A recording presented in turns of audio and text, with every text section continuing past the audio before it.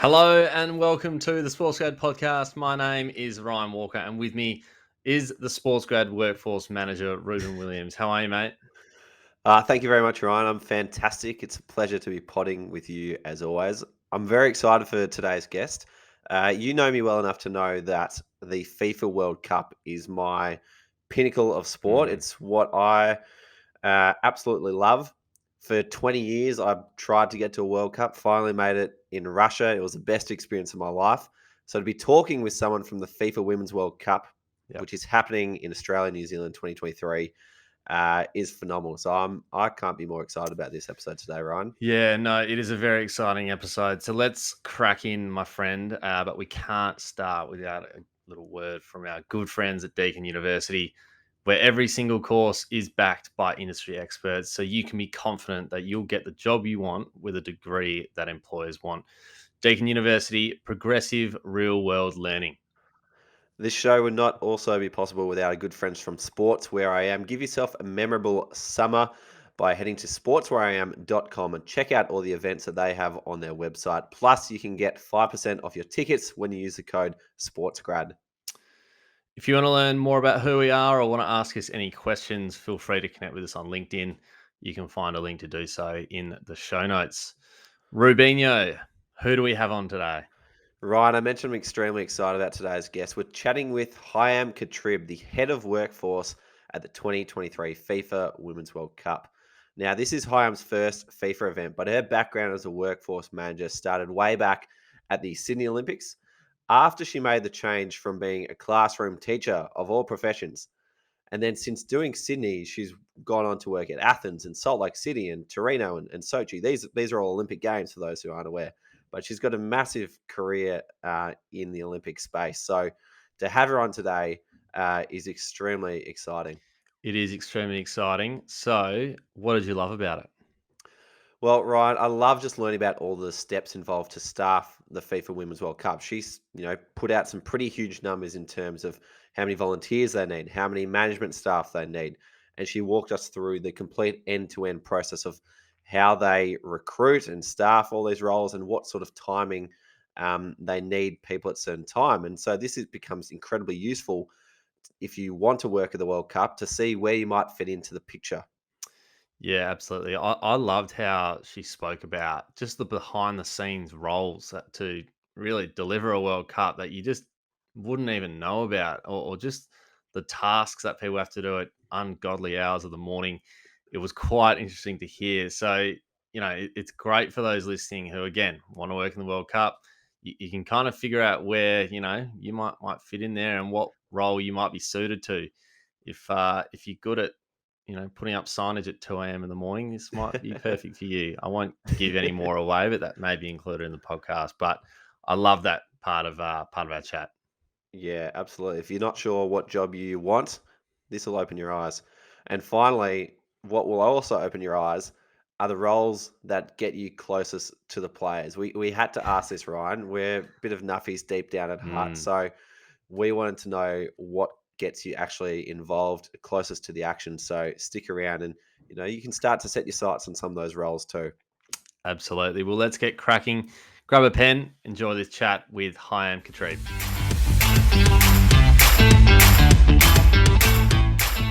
Hiam, welcome to the SportsGrad podcast. Thank you very much. It's great to be here. Hi, I'm really keen to dive into your journey today. It's quite an incredible one. I understand you've started out as a teacher and then you've made a career change to work at just about every single Olympics bar Tokyo. And now you're at the Women's FIFA World Cup as the head of workforce. Can you talk to us a bit about how you got to this point? It's been an interesting journey, actually. I was enjoying teaching, I won't lie, but I took a summer holiday job doing events. And it just happened I had a HR background as well, and the workforce manager that I was working with took me under her wing and just started teaching me everything she was doing and got me to help her with the deployment of the staff each weekend, because I then continued. I was enjoying it so much, I continued doing it on my weekends. And then next thing you know, I was being offered a job with the Sydney Olympics to be the workforce manager for the spectator services division. And of course, I was enjoying it so much, I jumped at the chance. Who wouldn't? Sydney Olympics. And I've never looked back, to be honest. I do some days wonder what my life would have been like if I was still teaching, but it's been a wonderful journey since then. Mind you, I didn't do the 2008 China Olympics, the Beijing? Beijing Olympics. Mm. Yeah, I was doing World Youth Day in Sydney instead, which was the Pope's visit. And yeah, didn't do Tokyo, which broke my heart watching it on TV. But I have worked on the recent Beijing Olympics for the Winter Olympics that are coming up in 2022. But it will break my heart not being there as well, and working with the colleagues and friends that I made there. So who was that person from the Sydney Olympics that brought you across, and how did you meet them? She was my boss actually. So it was a woman called Caroline, and I really enjoyed working with her. I was the event management staff out at Sydney Olympic Park, while before it became the actual Olympic Park, and she was absolutely wonderful. I really enjoyed working with her. And then she was leaving, so she kind of trained me up to do her job. But instead of staying out at Sydney Olympic Park, I was actually working for an American company without actually realizing it. So they owned part of the contract that delivered the spectator services division, and it was their workforce, the head of workforce with them, that was liaising with Caroline and noticed me, and then approached me about working for her in SOCOG, and of course jumped at the chance. Like I said, I was working for an American company who were contracted to do the spectator services division. They went on to do Salt Lake City, Athens, and Torino, and I continued working for them for, I think, 6 years, and traveled the world with Wow. them. And then went independent after that. So yeah, it's been fun. I can't complain. It's been a good life. It's a pretty good situation when your boss trains you up to take their job, isn't it? Yeah. Like, it's pretty good path into I, a job.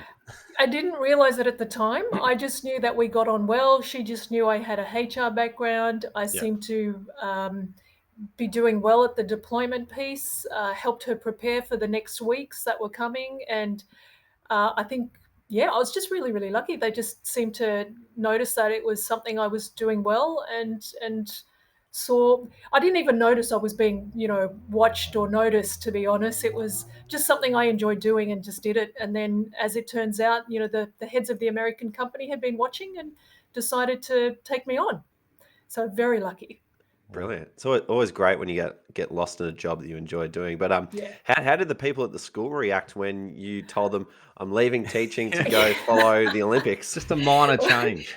Yeah, well, I was told I wouldn't have my job back if I left, just because they couldn't hold it for me long enough, and I was warned there'll be unemployment after the Sydney Olympics. But when I knew I loved it, and I knew it was something I really wanted to do, and it was the Sydney Olympics, so I took the chance. And as it turns out, it was lucky.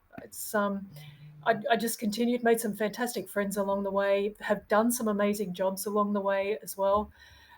Look, I still will never forget the buzz of Sydney. And I was in charge of the common domain area, which was the walkways between all the venues. And I remember there was a few days there where we just stood in amongst of a crowd of about 200,000 as all the venues emptied. And we were just standing there in amongst the crowd, just looking at this sea of people just approaching us as they were going into the train station and the bus terminals. And it was just looking at them going, we're doing this. Like, this is Mm. what we do. It was amazing. And I look back at some of the stuff that I've done along the way, and I still to this day don't know how we managed it. We hired 3,000 volunteers in a weekend by Jeez. doing this crash volunteer recruitment campaign. And we had every venue manager sitting there interviewing volunteers. It was like a speed dating or a speed recruitment of volunteers in one weekend. So somehow we managed to do that. Somehow we got them trained. Somehow we got them accredited, all within a month, and then on venue. The paid staff was exactly the same. We'd given up weekend after weekend just doing recruitment of about 800 paid staff for that area as well.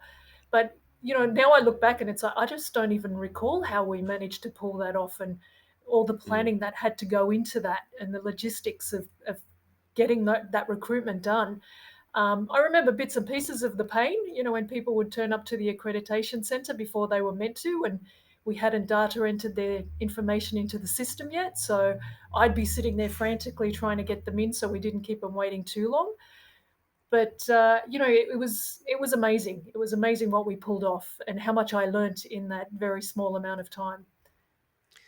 Sounds like you got a real buzz, which is the Yeah. main thing from events. I think that's the problem with events. You become an event junkie, really, don't you? You Yeah. get addicted to the adrenaline. And every Yeah. time I say never again, and here I am again 20 years later. What did your life look like bouncing between Olympics? Would you like move into the host city for a couple of years and then move to the next host city? I did that for a number of years. So I moved to Salt Lake City for 1 year, Athens for two, which was quite an adventure, Wow. and Torino for a year and a half. So that was always fun. I think after because you'd have to set up a house, then you'd pack up a house. I think after packing the house in Torino, I was like, I'm never packing a house again. So after that, I'm happy to pack a suitcase, but just not a house. So now I'm happy to travel for extended periods of time. I think I did big stints into Vancouver for the Olympics there. So I'd travel and stay there for a few months at a time. I did other Olympics where I'd move for 3 months, but it's never been more than a suitcase, so I can live with that. Love it. So, how does your position in workforce differ from, say, your counterpart in HR? So workforce mostly looks after the planning of the staff during the event. So we do a lot of the planning, how many staff are required, where they'll be deployed, who they work for, etc. And we do a lot of the scheduling for the event time, whereas HR tends to look after the recruitment piece of it, how we get the people, the HR elements such as the policies, the procedures, the leave. For FIFA Women's World Cup, HR actually sits with workforce. So I'm the head of workforce, but I'm also in charge of the HR division.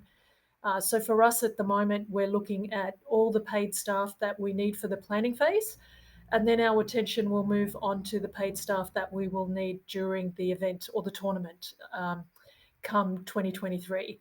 But we also I also sit over the volunteer section. So both the HR manager and the volunteer manager will report into me, and I will look over the whole piece as a global workforce planning. So it sounds like your role is kind of very project heavy. These are the things that we need to deliver a certain outcome. And then within that, HR kind of look after the nitty gritty and day to day sort of operations. Does that sound kind of right? Kind of. I think for the moment, it's more I'm looking after the overall project planning, as you said, when we Mm. need to bring staff on, what their roles will be, what that will look like. And then HR look at the recruitment piece, how we manage the recruitment when we recruit, then how we hire the people, what the contracts look like, bringing them through the onboarding process, making sure they have the equipment they need, where they're going to sit in the office, etc. What policies, their leave, their payroll, etc. So that all of that sits with HR, but we work very, very closely together because obviously if we haven't done the planning as to who's being recruited when, then they don't have their project plan to work to, basically. So when you sit down to work out your workforce strategy for a project like the Women's World Cup or any of the Olympics, what are some of the first steps that you take, and how does it support the highest level of objectives for the tournament? So we have to look at what needs to be delivered, and we have to work very, very closely with our other departments.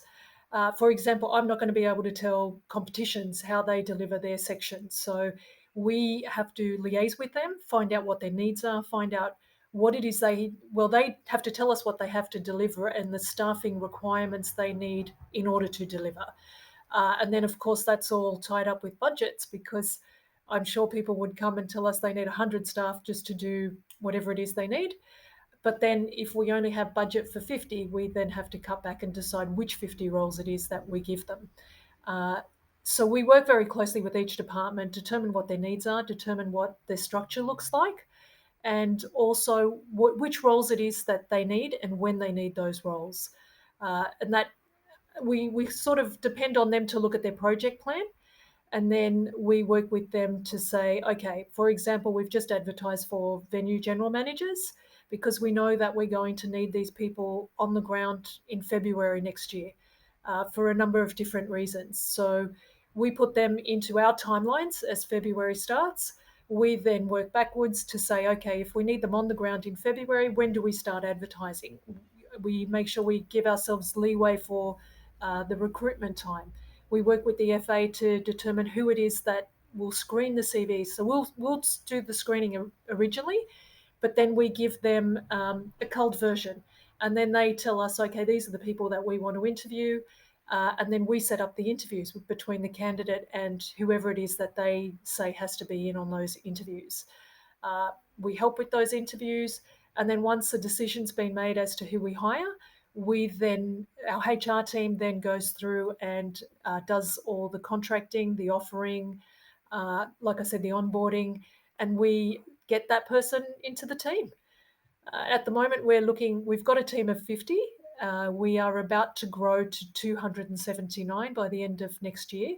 This is for the entire organising committee, not just your department? Yeah, the entire organising committee. So this is just Wow. the planning phase. So this is to the end of 2022. We will have 276 staff that we have to recruit and onboard. So that'll keep my HR division very, very busy. In the meantime, things change, plans change. The different functional areas or departments will decide that their needs have changed as well, because right now we have a blueprint of what we need. So we have to meet with them and decide which changes are valid, which ones are within budget, which ones are acceptable, which ones are doable, really. And then we have to adjust the blueprint to match those changes as well. So it is evolving, but we have created a plan to start with, and we will just keep updating it as required, probably on a monthly or bi-monthly basis. So that's how we determine what is Yeah. required for an event, and that's just pre-tournament time.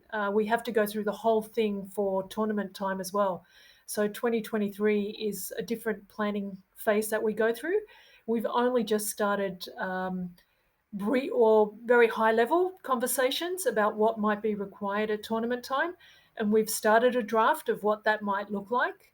And then I think next year, as the ops team finalise operational plans, we'll be able to put more detail or more meat around those plans, and we'll have and be able to fine tune it. So we'll have a better view of what the staffing plan for 2023 will look like.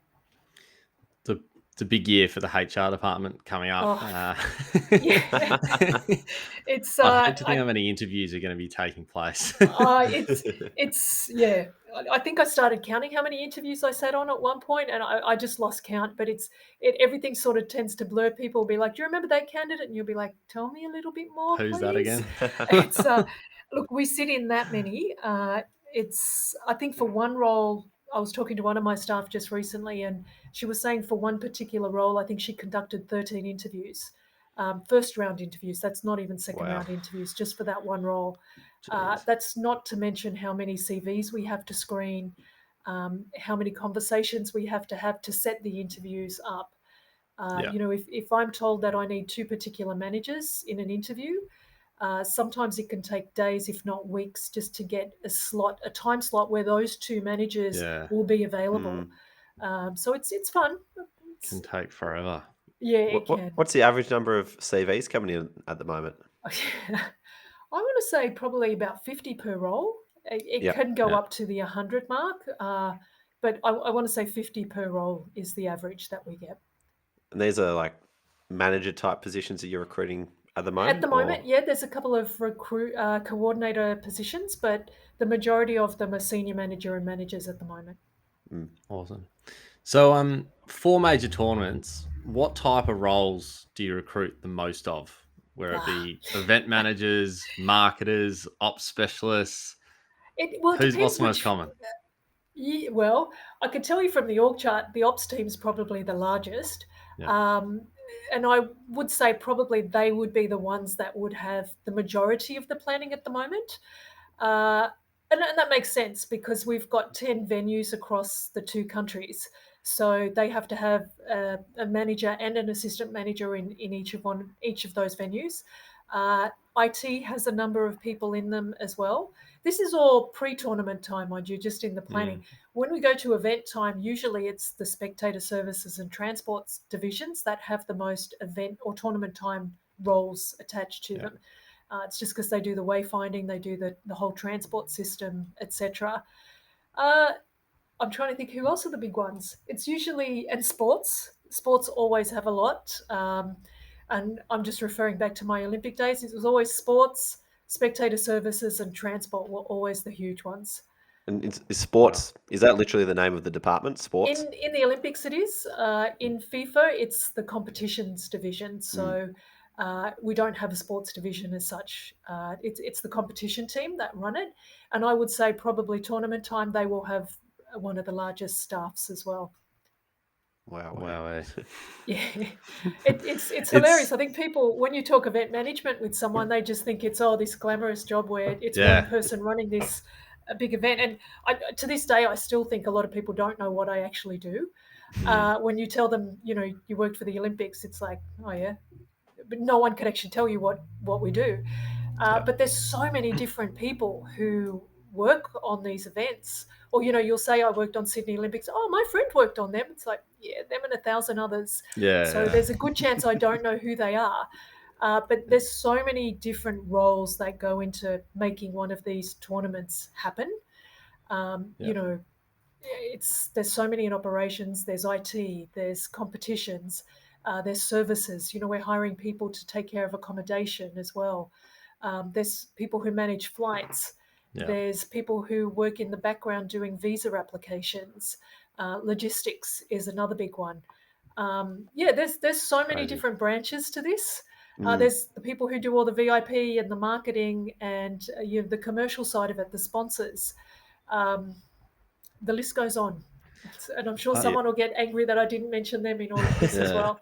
No, I think, and just during my time at Cricket Australia, like looking at what the events team had to do, and you're across it in a way, but also when you actually ask them, like, oh, so what are you up to at the moment? And they are just going through, like, literally listing what you just said there, like, Yeah, to the nitty gritties, and you're just like, wow, like, yeah, like that. They're probably the busiest people, like, in the yeah, whole organization, because of just how many layers there are to actually just putting on the cricket game. Like, yeah. there's just so many things that you just wouldn't even know about You that you they just do. wouldn't. You see this match on the field and you think, wow, that's fantastic. Yeah, But just you people just just don't rocked up and realize, played. yeah, No.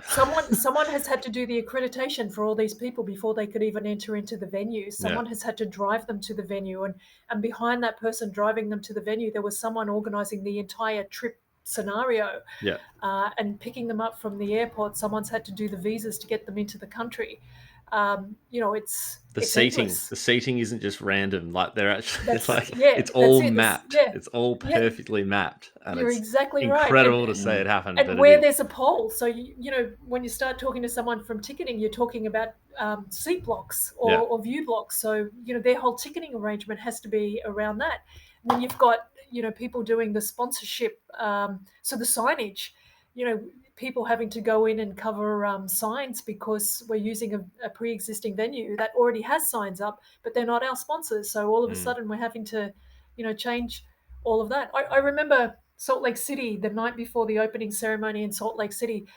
We got signage at the last minute, and it was wayfinding signage. So the crowds would not have known where to go to enter into the stadium if this signage wasn't up. And I remember going around with the spectator manager.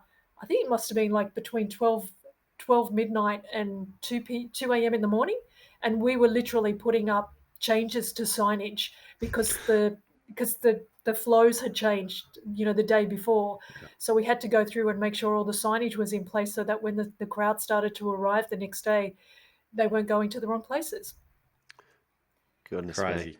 the fun of it all. Yeah. Yeah, Yeah. that's the Oh, fun well, part. I remember. So, like, I was a team liaison officer for the New Zealand women's team during the T20 World Cup in Australia, and one of the most eye-opening things for me was the role of the accommodation manager. Yeah. Like, every single hotel has got a dedicated staff to manage teams coming in, making sure they've got a team room, making sure they're getting the right meals, making sure all the dietary requirements has been looked after. And then the biggest one that kept tripping all the TLOs up was the laundry. Laundry just kept getting lost everywhere, no matter what hotel you went to, with all these teams coming in and out, no matter how many times you label the different bags, laundry just caused a massive Yeah. headache. But I this is the believe sort of that. stuff that you had no No idea about idea. It's until you get in there. we have a saying that as long as it looks good on TV, it's a success. But no one knows what goes on in the background. I remember in Sochi, I was walking past one of a bridge that they built for all the spectators, and Yep. it was dressed so beautifully. You know how you have all the signage and the look elements all across the stadiums and stuff. Well, this bridge was dressed so beautifully, and I remember thinking that's an odd place to put the venue look, but it looked fantastic. And but of course, I was sort of taking a shortcut, so I wasn't going across the bridge. I was going under the bridge and around. And of course, why I noticed why that look was up. It was because someone had obviously had to clear all the rubbish and scaffolding and stuff from the concourse area. And of course, where did they put it? Under the bridge. So of course, it was covered up beautifully, so no one else could see it unless you Yeah, happened to be walking, taking that shortcut around the back. But I just sat there and I thought that is brilliant. Like that yeah, was one really good way to make it look fantastic and get rid of everything that shouldn't be seen and hide it away. So great job. someone did that probably the night before. Yeah. So it You blew me wonder, away, but it like, looked great when on TV. you wonder when you hear stories of people doing these kind of things at like 2 a.m., like your stories there. It's like they're probably up the next day at 5 or Oh, 6 to get going yeah. for the day, and you're just like, how on earth do I these I people rem- function with like It's a couple hours it's of sleep? adrenaline. I'm telling you, we're all junkies. So Yeah. we're adrenaline junkies. That particular day, I Crazy was up events, people. till yeah, that's what it is. I was up till 2 in the morning, and I think I had to be back on venue by 10 in the morning. Because like I said, we had the opening ceremony, so I had to literally be on venue checking in my first staff. So I want to say it was 10. I know for other opening ceremonies, I was there by 7 in the morning. So I don't know. I might not have actually gone home that day. I can't remember beyond the Yeah. 2 a.m. finish. May as well just pack your Um, bag and stay at the stadium by yeah, it pretty seems. much. Yeah, Sleep in the stands. it is. Well, I've done that before. So Oh, that was that's actually not a Sydney. joke. No, it's not. No, Oh, Sydney Olympics. They ended up giving us hotel rooms, which were so I don't know if you know Sydney Olympic Park, but Yeah, there's yeah, the old heritage buildings there. That was our office, yeah. and the mm, hotel is literally right next door. So I ended up having to have a room in the hotel because I had to be there for the sign off of the supervisors at 2 a.m. and back there for the sign on of the 4 a.m. supervisors the next morning. So I think there was one day I was I slept in the office because I didn't have a hotel room at that point, and there was no point. No. Uh, and I remember just getting into that solid sleep, and the doorbell rings because one of the supervisors decided to come in early, and I'm like, oh, Oh, here we go. of all So days, you've yeah, chosen this exactly. time to get it be early. So it was fun, but you just did it. You were on such a high because it was so much fun that you just didn't care at the time. I don't think you can sustain it for more than 2 weeks though. Probably not a healthy lifestyle choice. I'm probably too old for that now anyway, so it's all good. well, one extreme period every couple of years sounds Yeah, like a good balance. yeah. It is a buzz. You know, because you've done it before, but it is a buzz, and I think the fun that you have during these events is like nothing else, and you forget the pain that you went through, and Yeah. and you find yourself coming back and doing it again. Yeah. So what you touched on it briefly before, but what's like the end to end process to recruit the thousands of people needed for a tournament? So first, it starts with the determining the demand. So the org structure, determining the dates that the staff are needed. So creating that recruitment blueprint, basically. And then what you have to do is look at where you advertise, how you advertise, creating the system to capture the applicants as well. So for us, we're using the FIFA.org system, which goes into an IT system called SuccessFactors. So when people log into the FIFA.org site and apply for a job, we get it on the back end through SAP, and then we filter it through there. So we have to have a process in place on how we do the filtering, what questions we ask through the recruitment, how we then screen them to determine who gets to be seen in front of the managers and who doesn't. And then, so we come up with a whole list of priorities on what we're looking for in the candidates. Then we have to book them in for interviews and get them in front of the managers for interviews, do second interviews as well with the relevant people. Once we do that, we have to do reference checks. Then we do the offers. Then once the offer is accepted, we create employment agreements, contracts, which we get the applicant to sign. And from there, we take it as they're on board. So we then have to get all the personal information. So all the HR forms have to be filled out, like the tax file numbers, The fun stuff. all the fun stuff. Yeah, all the stuff you have to give to HR when you first start a job. Which you And don't then really mind doing because it's like you've got a new job. you Oh know yeah, you're going to give get me any paid. form you Yeah, like. yeah. I'll do it. And it's also, if you don't give us that form, you're not getting paid. Yeah, So yeah. So I'm pretty keen to do it. exactly. So yeah, so we then take care of all those forms. We set up files for payroll. We set up files for IT, because that then feeds things like we get them an email address, a login. We get their IT equipment set up for them as well. At the moment, it's actually really weird because they don't come into the office.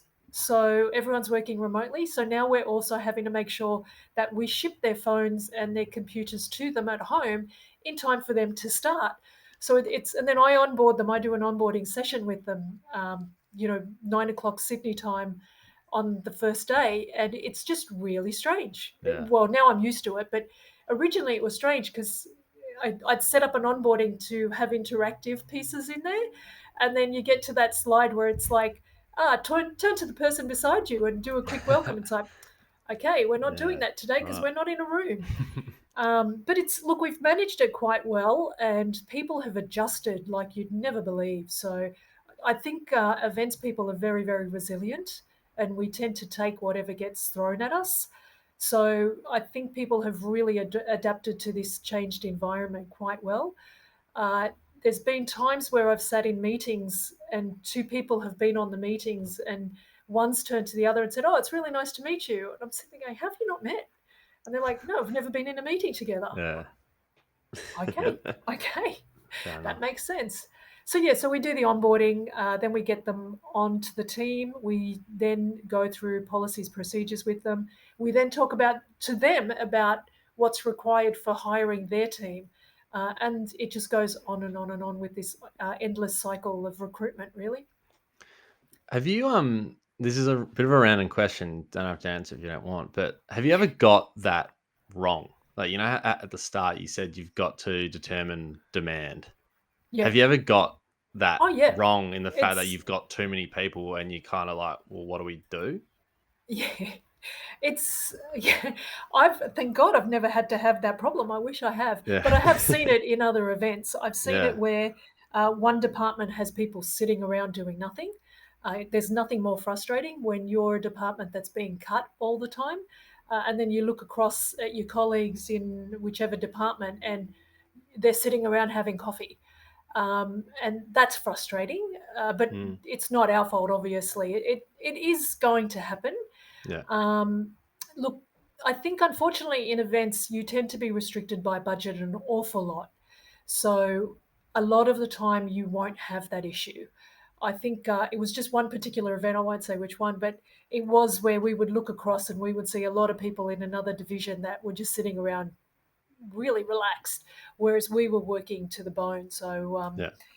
And yeah, the reason I ask that is it's kind of like you've got to look 2 years ahead yeah, and determine how many staff you're going to need. And like, I can't really like if I It's think 2 inevitable. years It's ahead, it's like, inevitable. We I will, don't know, yeah. like it'd be quite hard to come We up with that won't number. get the number exact, and it's like I said before, it is changing regularly.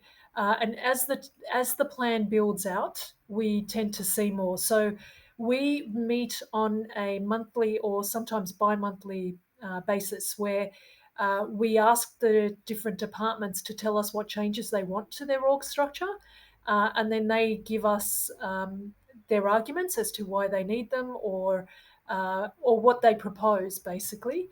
And then we have to look at that and determine whether or not they're going to have too much staff and it's not necessary, or whether, hey, this really is something that we need to adjust.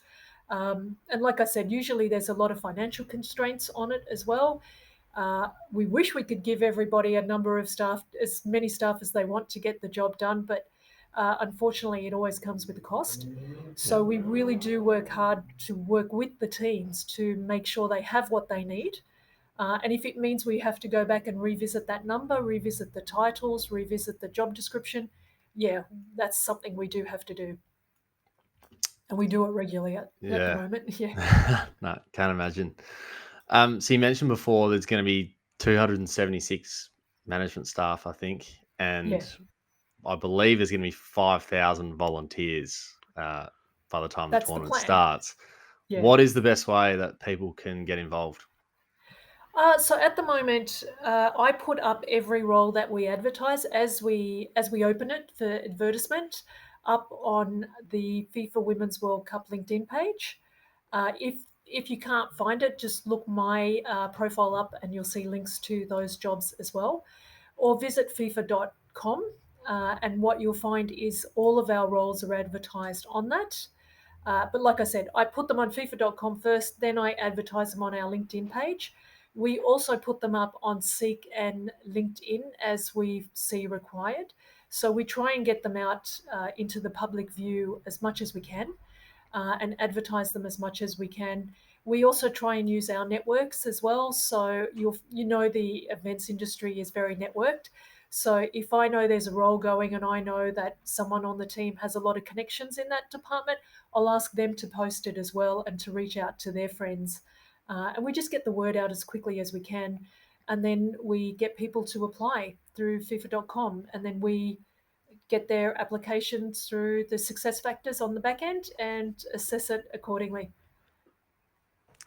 Hi, but I don't think I've met anyone who knows every single role back to front quite like you do. So I'm hoping Yeah, that is you're the quite best cool. person to answer these questions. But you'd be well aware in Australia over the next 10 or so years, you've got all these different events like the Men's T20 World Cup, the Women's FIFA Basketball World Cup, the UCI World Championships.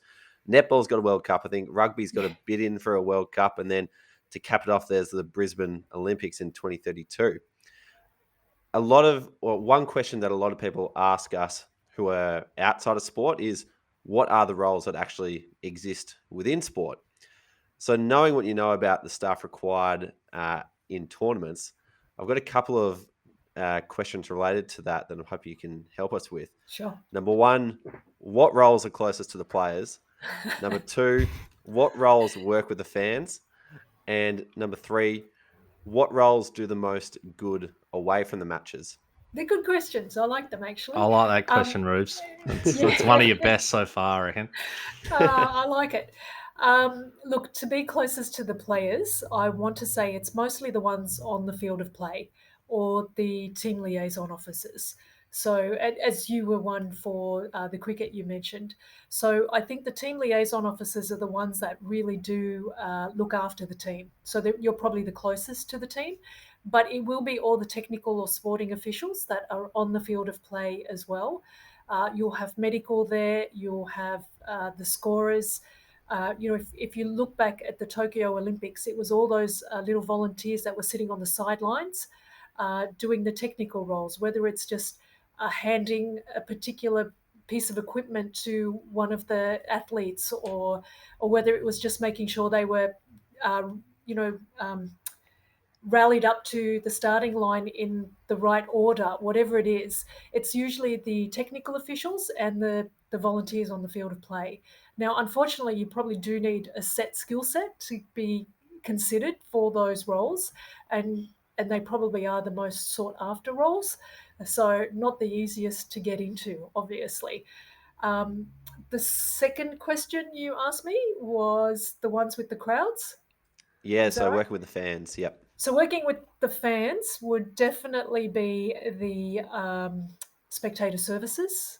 So all the crowdfunding or the crowd or the spectator marshals, basically. So I think in the Olympics you usually see them with those big foam fingers giving directions, and with the megaphones giving directions as well.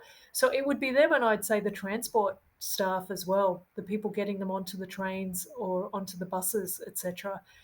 The ushers, the ticket takers, all part of the spectator services experience. And we used to have a saying of they're the first face you see and the last face you see as you enter the venue. So they could potentially make or break your experience.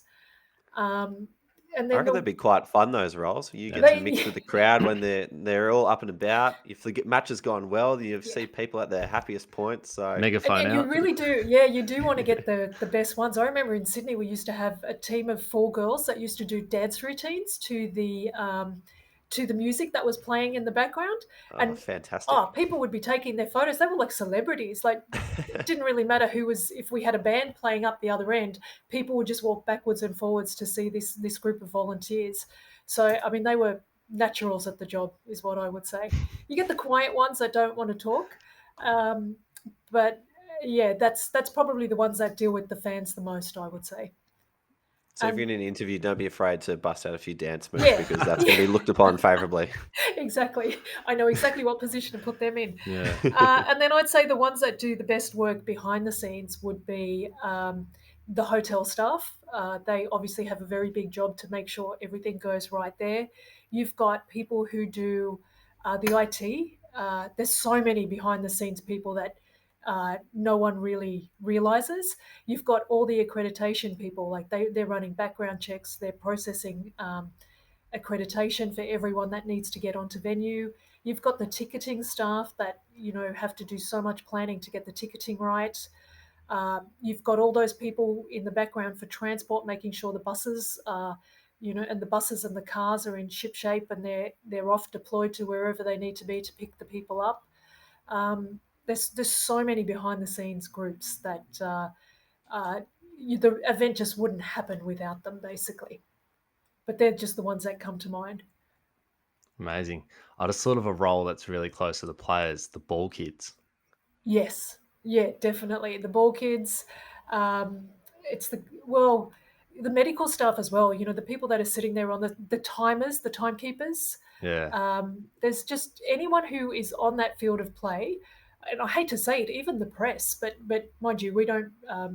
They don't work for us, but they have to Mm, go through our process to be on that field as well. The press liaisons. Um, there's so many. It's yeah. yeah, it's Imagine it's you could be a endless. ball kid, but as an adult. That'd be quite the gig, I reckon. I reckon if that was a That's- volunteer position, you would oh, get, I reckon, thousands of I applications for reckon I, that. I reckon I probably would. To be 100%. honest, I might even put my name down for that Yeah. one. You can like actually impact the play. Yeah, Like, Mm, yeah. amazing. mm. All right. It would be a Well, lot of fun for sure. yeah. Last question for you. It's not quite as good as Rube's, but I think it's all right. If you could swap roles with someone for one day, who would it be? Oh, no, that is a good question. That's a really tough one, I would say. But look, I'll be honest, I think the one that looks like they are having the most fun is the one that does that the DJ.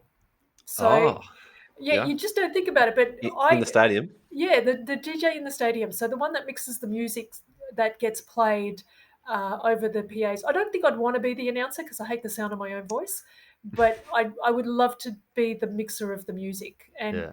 there's been some venues that I've gone to where it is pumping and the crowd get right into it, and I think they set their atmosphere. To be honest, so Yeah. I'd probably want to be a DJ for a day.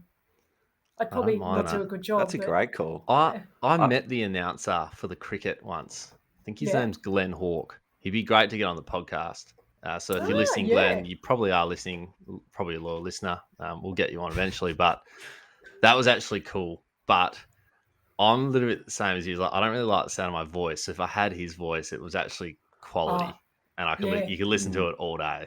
Yeah, they do a fantastic job too, But though, like, you've just got to to rally sit up there the and crowd. watch. Like you can't. There's no off time. It's No, you're literally right. you've got to be on. Yeah, So that would you're be right. quite a Mm. bit of pressure. But And it I'd, seems to I'd, be a select, music list as well, because I always hear the same songs being played every Olympics as well. I love mm, it. Like, when you hear that song, you're like, "Yeah, I'm home." yeah, yeah, mm.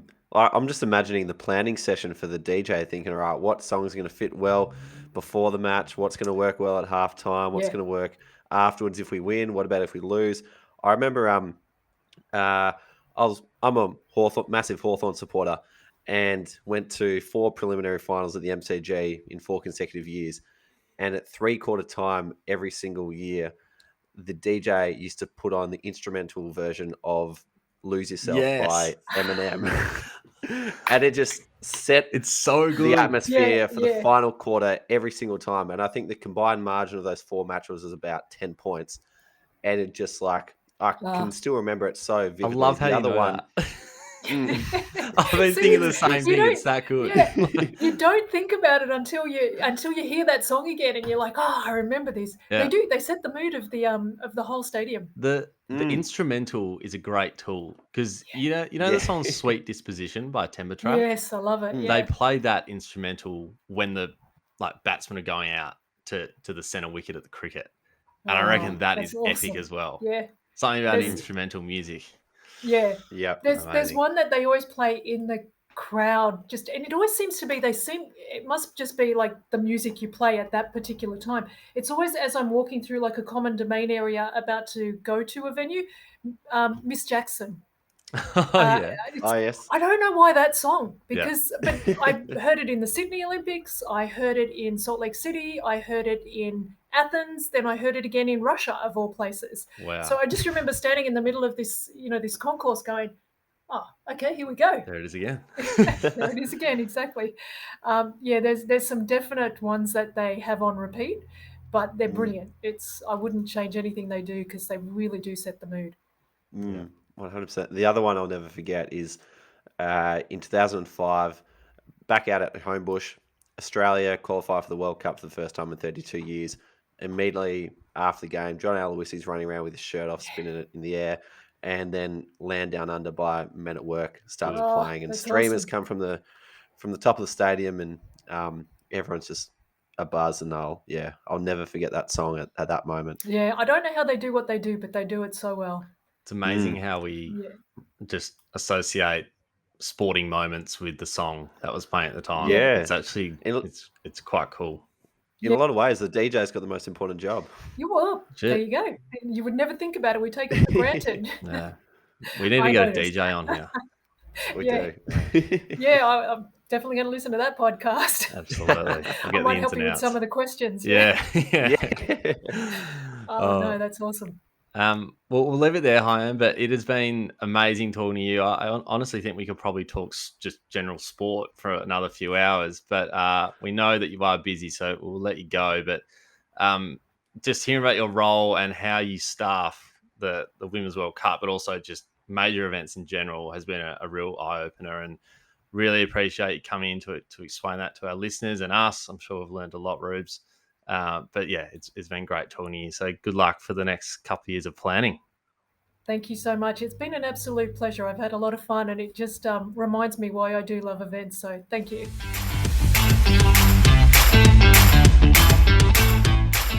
Alrighty, Rubes. Well, that was an unreal chat with Hyam. I thought just getting that insight around building a workforce to deliver the FIFA Women's World Cup was really interesting to hear, and some things that I just did not expect. But the depth of her knowledge on how to deliver events is quite crazy. So, what did you love about it? Right. I loved that all these people who go from event to event know each other extremely well. And you get to know each other extremely well when you work on something as intensely as a major tournament. But those roles that go from event to event, they get given to people who have done before and can trust people who have done them before. So if you want to work in major tournaments, you've got to find a way to get within those circles and start to network your way into those roles. Like, for example, I told Hiam that I had done a TLO role with the Women's World Cup. And afterwards, she said, look, there's going to be more TLO roles coming up soon. So, this is a great example of just how we've been able to network with her today. So if you are interested in major tournaments, once you get your foot in, you're then in the door and you can network your way from Olympic Games to FIFA World Cup to whatever else takes your fancy. Absolutely. She mentioned at the end there around roles that require specific skills, and she was talking about the roles that are closest to the players. Uh, and what that shows is, if you want to work at a World Cup, say, and you want to, work closely to the players, you're going to need to learn some of those specific skills to get there. There's some absolutely unreal events in Australia in the coming years. I think there's a basketball world champs, there's netball, there's an Olympic Games in 2032. So time is on your side. So if you want to get into that, start to find out what those skills are. Go and chat to the people in those roles and figure out exactly what they do. So you've got the next few years to level up and get those skills so you can be front and center when those roles come up. I'm going to be practicing my DJ skills so I can be there at the Gabba for the opening ceremony playing Yeah. tunes, I think. I'm going to be practicing my announcer skills. I think that might suit me in the future, but we'll see. Finally, the last point, Ryan, is just head to LinkedIn or the FIFA website or our SportsGrad membership where we're going to be sharing all the roles that are coming through for the FIFA Women's World Cup so you can see when they come available. If you want to become a member, head to our website, sportsgrad.com/membership. There's a link in the show notes to check that out. And great to see so many of our members out there at the moment finding jobs in the industry. Amazing, mate. Well, be sure to connect with us on LinkedIn. We'd love to chat with you on there. You can find a link, as Ruben mentioned, in the show notes. Thanks for listening. We'll see you next time.